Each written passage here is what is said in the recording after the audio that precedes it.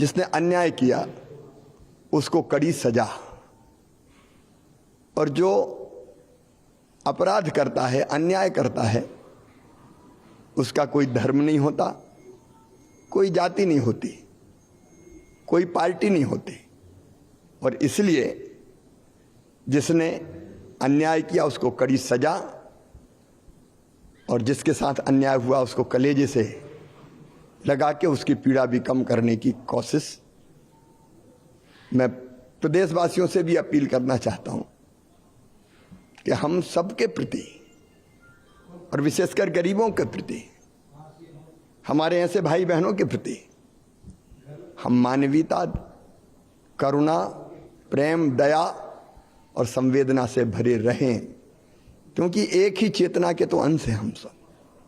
उसी भगवान ने एक ने हम सबको बनाया है, तो इंसान इंसान में कैसा भेद, हम कोई भेद ना करें।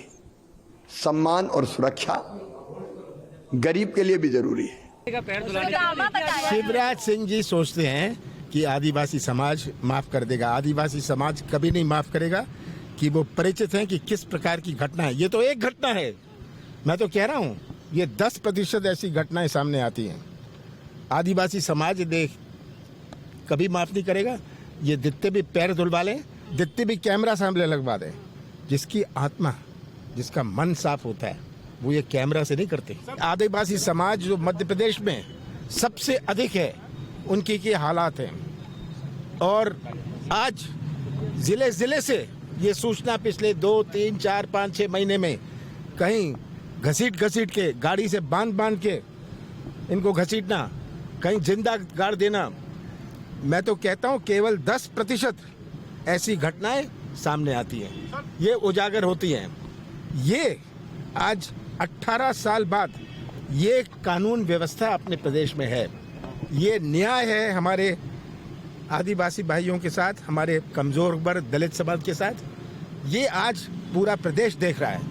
और शिवराज सिंह जी जितनी नाटक नौटंकी कर लें और अपना पाप, 18 साल का पाप धोने का प्रयास करें, नहीं धुलता।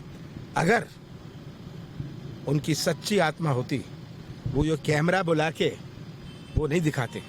ये प्रश्न मानसिकता का है, सोच का है, विचारधारा का है। ये वो विचारधारा है जिसने कभी भी भारतीय संविधान को स्वीकारा नहीं। ये वो विचारधारा है जिसने अनुसूचित जाति जनजाति के आरक्षण, उनको विशेष दर्जा, उनको भूमि आवंटन और जो विशेष सुविधाएं दी गई हैं, उसके खिलाफ हमेशा से उनके मन में एक भावना रही है, एक नफरत की भावना उनके मन में रही है। वही प्रदर्शित इस घटना से हुई है। इसके पीछे और भी कारण है।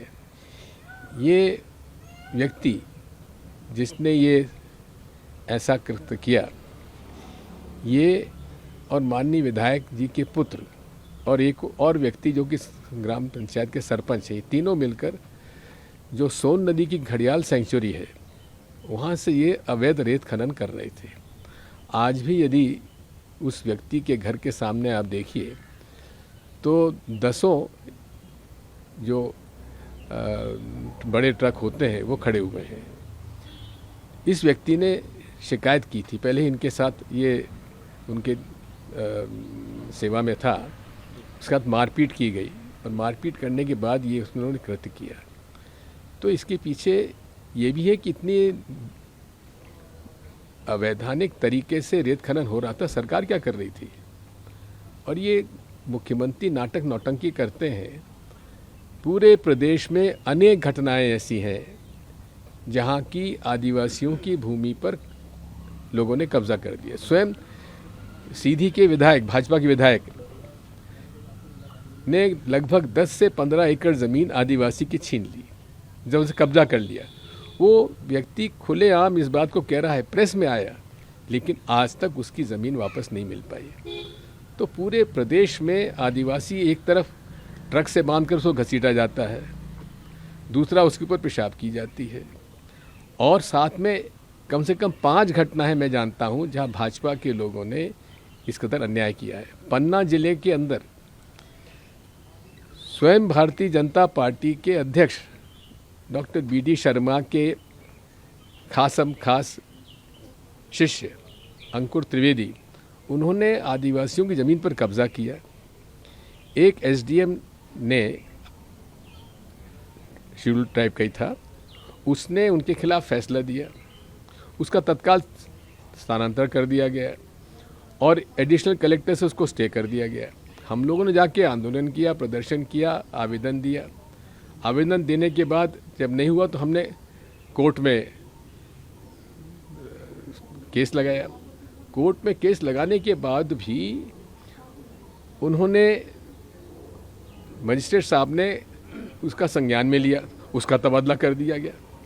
तो ऐसे मेरे पास अनेक घटनाएं हैं जो कि भारतीय जनता पार्टी ने, उनके लोगों ने, बड़े बड़े लोगों ने आदिवासियों की ज़मीन पर कब्जा करके शोषण किया है।